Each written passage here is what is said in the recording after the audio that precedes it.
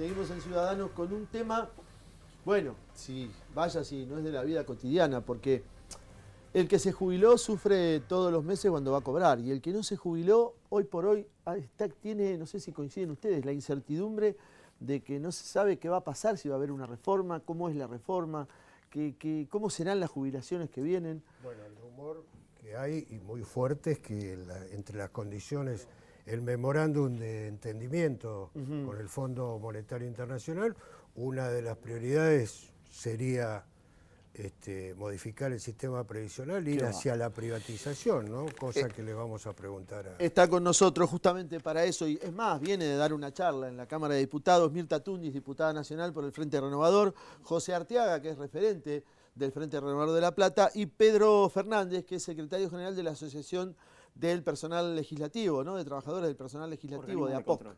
Organismo de control. De los organismos de control, perdón. Yo no sé por qué, claro, confundía PL con APOC. Organismo de control, Tribunal de Cuentas, Fiscalía de Estado también. Fiscalía de Estado, Contaduría. Mirta, digo, esto de la incertidumbre, de no saber qué va a pasar, esto que dice Jorge, que una nueva reforma previsional sería una exigencia del fondo, ¿para dónde vamos? No, es que es así, si nos remitimos al documento del año 2016, en una de las exigencias o sugerencias, ellos decían, en el apartado o en el articulado que corresponden a Seguridad Social, establecían el cambio de la fórmula de movilidad que se hizo el año pasado, el aumento de la edad jubilatoria, modificar el haber inicial, que es lo que vendría dentro de la reforma previsional, y obviamente lo que es los requisitos a la hora de establecer un haber más bajo y que obviamente aquel que esté en condiciones y quiera y pueda va a ir a un sistema para mejorar su haber jubilatorio a un sistema privado. Ya lo pasamos. Esto no sirve en Argentina. Esto podrá ser... por eso es que a veces me pongo a pensar, es un gobierno que piensa que Argentina es Europa o que es Estados Unidos y no toma en cuenta que somos un país de Latinoamérica y que la verdad la idiosincrasia de nuestro país no puede ser la de Estados Unidos. No puede ser que nosotros tengamos un sistema como en Estados Unidos que la gente paga, hay 4 impuestos en Estados Unidos, acá tenemos más de 96, y los ciudadanos, y los que vamos a tener, y los ciudadanos pagan un impuesto y dentro de ese impuesto la parte que va a Seguridad Social donde el Estado le da un haber básico y todo el mundo aporta a compañías de seguro de retiro. Pero allá la moneda es estable, sigue siendo dólar. A nosotros, ¿cuántas veces cambiamos la moneda? Claro. Australes, Telecop, Patacones, moneda 18188, Australes. Nunca tenemos una moneda estable en lo cual podamos decir que nuestra economía también es estable. Entonces, no podemos hablar de AFJP cuando tuvimos la experiencia y tenemos más de 200.000 jubilados de ese sistema que están abandonados por los gobiernos. Ni el gobierno anterior solucionó el problema, ni este gobierno. Nadie conoce que de esas 200.000 personas hay 20.000 que están jubiladas por retiros por invalidez, o sea, una persona joven que se invalidó o alguien que falleció relativamente joven y su viuda o su viudo cobra una pensión. Esas 20.000 personas están por debajo del haber mínimo, están cobrando entre 500 a 2.000, 3.000 pesos por mes. Si con 8.600 no se puede vivir, ¿cómo hace un hombre que se invalidó, que no puede volver a trabajar porque está cobrando un retiro por invalidez y que ese sistema nunca le aseguró cobrar el haber mínimo? Ese fantasma está, la verdad que yo no quiero que vuelva, ni Sergio Massa, ni el Frente Renovador, estamos pensando en que ¿Cuánto perdieron los jubilados este año en relación a la inflación? Y van a perder a diciembre casi un 20% del poder adquisitivo, si no es más. Ustedes piensen solamente... Aún con la nueva fórmula que dice el gobierno. Sí, porque la nueva fórmula, ¿qué pasa? Es a semestre vencido que se da. ¿Cuándo van a recibir un 10 o un 12% de aumento? En marzo del año que viene y en junio del año que viene, porque como es a semestre vencido, el tercer trimestre y el cuarto trimestre, que son los aumentos de la inflación más alta, la van a recibir recién en marzo y en junio. Sí, van a la cola, van detrás de la inflación. Entonces, lo que perdieron 4 puntos en el mes de marzo, entre marzo y junio, ya lo perdieron, no lo van a recuperar. Cuando uno dice ya lo perdieron, si tenían que haber cobrado 8.200 y cobraron 7.600, por más que en junio cobraron 8.000, si le hubiesen dado en septiembre, ni siquiera llegaban a los 8.200 pesos con el segundo aumento que dieron. Entonces, lo que se perdió, haberes devaluados, vinieron recibiendo los aumentos y por más que en marzo y en junio los aumentos sean fabulosos, la verdad que lo que perdieron en el poder adquisitivo no lo van a volver a recuperar. Abro el juego y hablo de, escucho control en un país descontrolado, ¿no? Por alguna manera estipularlo, ¿no? Digo porque el otro día hablábamos con Arteaga, el tema de los precios cuidados no existen, digo, ¿qué control hay hoy por hoy en el país? Los gastos de los municipios. Bueno, ni hablar, por supuesto, digo, ¿qué se puede decir al respecto? Se puede decir que es una falla estructural del Estado argentino, el no control. En los países del primer mundo el control tiene un rol protagónico y tiene una independencia casi absoluta del poder gobernante. Y además... Pero funcionan los organismos de control. Justamente por eso funcionan. Claro. Y además son atentos a los informes que emiten los organismos de control. Hoy esto está largamente hablado, pero tanto la Auditoría General de la Nación, por poner ejemplos catastróficos para la historia argentina, con la tragedia de Once, o la Auditoría General de la Ciudad de Buenos Aires, con la tragedia de Cromañón, tienen sendos informes diciendo de las irregularidades que tenían los trenes, las fallas técnicas, porque son equipos interdisciplinarios, no solamente abogados, hay ingenieros y dijeron, no está en condiciones este tren de viajar, y ese informe se eleva al Congreso de la Nación. Perdón, yo me río porque lo escucho y me acuerdo del informe Arteaga también. Romanazzi. Es el informe Romanazzi, claro, que decía, hagan tal obra y tal obra, porque esta ciudad va a quedar bajo agua. Exacto. Claro, es así. Entonces, no se escuchan, no se atienden. Hay que hacer un cambio cultural. Hay que hacer un cambio cultural que, bueno, evidentemente, yo el otro día escuchaba una legisladora diciendo, hasta que no duela esto no va a pasar. Y yo digo, ya pasó el dolor, porque la gente que murió y los familiares que perdieron seres queridos, y a pesar de eso, no llegó a haber un cambio cultural de decir, che, hay que darle bolilla a los organismos de control porque nos están alertando de cosas graves. Cuando uno dice la corrupción mata, suena medio disperso, pero acá se mató gente. Y esto es y los informes salen todos los meses. Todos los meses. Y la ciudadanía, los ciudadanos, los desconocen. Pero lo más grave es que los propios actores del gobierno que gestionan los desconocen. Y esto que está hablando Mirta del sistema previsional nacional, que es un poco lo que nos ocupó hoy, a nivel provincial estamos en una etapa anterior, estamos tratando de defender una estructura que funciona bien. A nivel provincial, ya que usted tocó el tema, ¿también existe riesgo de que el Fondo Monetario Internacional ponga condiciones como para privatizar el sistema? Absoluto. Digamos? A ver, no sé si llegar a la instancia de privatizar, pero sí de armonizar con el sistema nacional. Claro, y si el sistema nacional va a ser modificado para peor, es muy probable que el sistema provincial copie y siga ese camino. Por eso estas jornadas de alerta. Quiere decir que esto forma parte de un plan general. Absolutamente.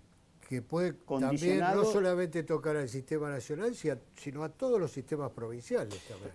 A las 14 provincias que no transfirieron al sistema nacional.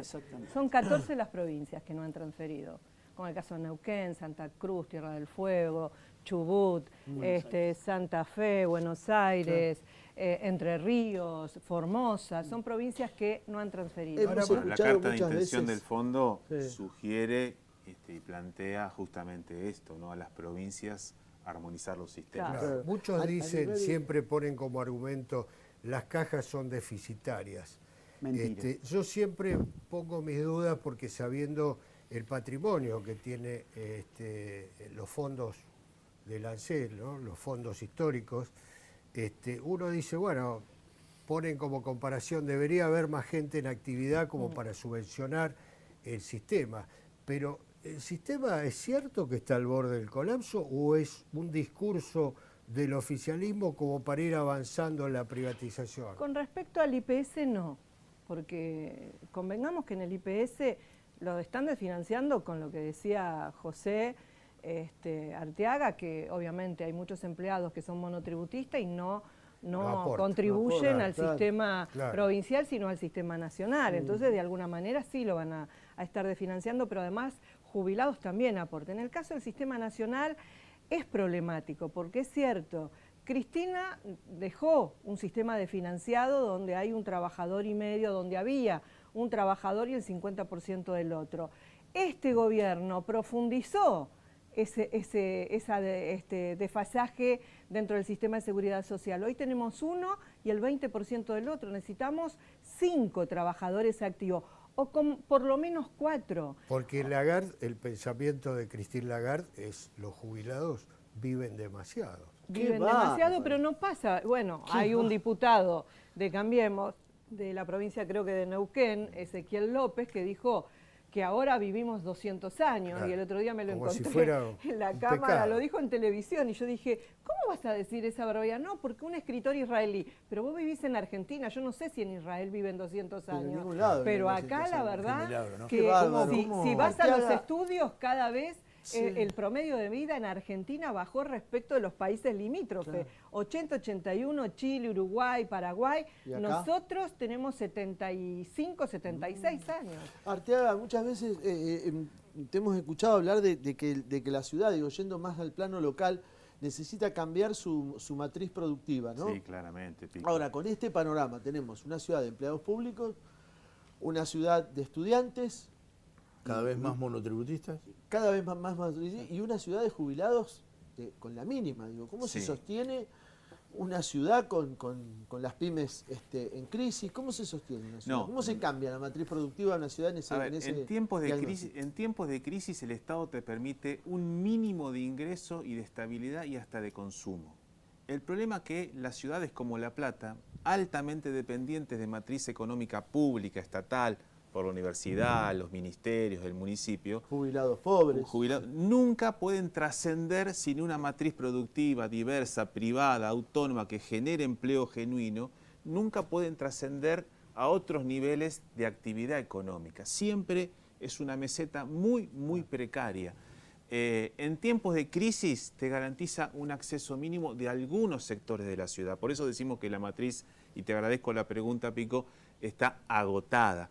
Hoy transitamos una tarde muy, muy dinámica, por eso le agradecemos mucho a Mirta y a Pedro la predisposición de estar en la ciudad casi toda la tarde. Casi todo el día, pues estamos ya.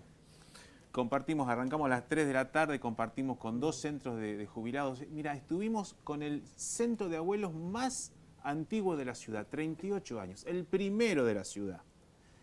Y si bien compartimos dolores, angustias, tristezas, también esta voluntad terrible que tienen nuestros abuelos por compartir, por alegrarse, por divertir, por reírse. Claro. Un coro de abuelos realmente maravilloso, maravilloso.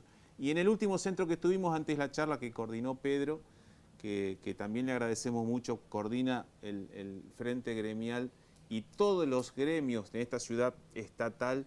La mayor preocupación tiene que ver con qué va a pasar con el IPS, un IPS que siempre fue superavitario y que la provincia no solo hoy está desfinanciando, sacándole con los monotributistas que tributan al ANSES, sino la provincia, sino que siempre le sacó el rédito por letras de tesorería, ¿no es cierto, Pedro? O sea, lo vaciaron al IPS. No viene de ahora, no es nuevo, pero hay que defenderlo, hay que cuidarlo, hay que defenderlo como un sistema valioso para la provincia de Buenos Aires, y por eso le agradecemos mucho a Pedro, al licenciado Pouso y a Mirta la actitud y la voluntad que siempre tienen de venir a La Plata a compartir, a escuchar, a aprender y a decir, en el caso de Mirta, lo muchísimo que sabe, porque hoy circunstancialmente tiene una función legislativa, pero le ha dedicado su vida a los abuelos y al sistema previsional, y nos parece que en este tiempo de crisis, tenemos mucho para decir y mucho para aportar. Bueno, del otro lado nos está diciendo, estuvo bueno. Sí, señor. Estuvo bueno, les agradecemos mucho. Buenas noches. Fue gracias a ustedes. Bueno, muchas gracias. Seguimos, ya hay más ciudadanos, ya bien.